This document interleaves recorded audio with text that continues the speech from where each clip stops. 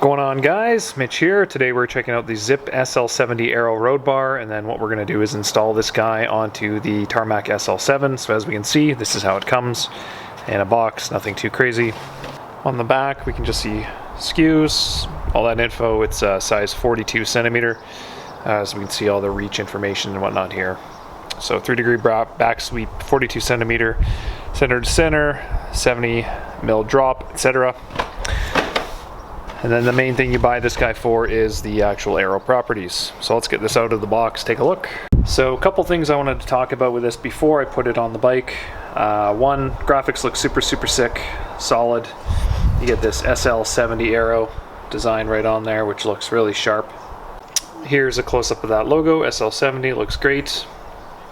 As well, the center point where your clamping point on the stem. You've got this pre-textured area here that grabs into the stem, so it's going to be really nice. Give it a lot of bite.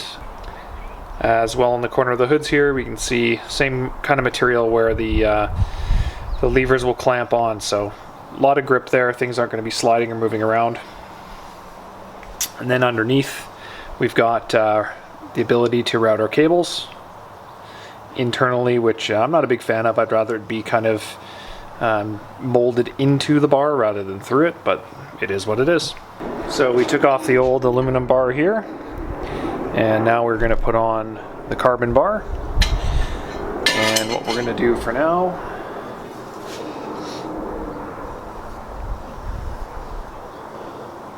try to put it on the center side, and then we'll cinch up the stem to kind of get it to where we want it after that. Now I have the bar mounted very loosely, and what we're going to do is basically just put the bar, we're going to take it out of the stand, and using one of these guys, we're going to, just to kind of rough set it for now, we're going to put it on the end of the bar here, and put this bar to parallel, or I guess perpendicular with the ground at 90 degrees, and that'll give us a starting point. We can always loosen it off and adjust afterwards, but that's going to be our starting port. So as you can see, I've got the bars all mounted, everything's centered and level. Now this is why I wasn't a big fan of these brake lines going through the bar, because now I've got to disconnect this brake line here and actually run it. I'm going to disconnect it right on the bottom of this little guy here, and then run it through here, and then I have to bleed both brakes. So hopefully that works out well.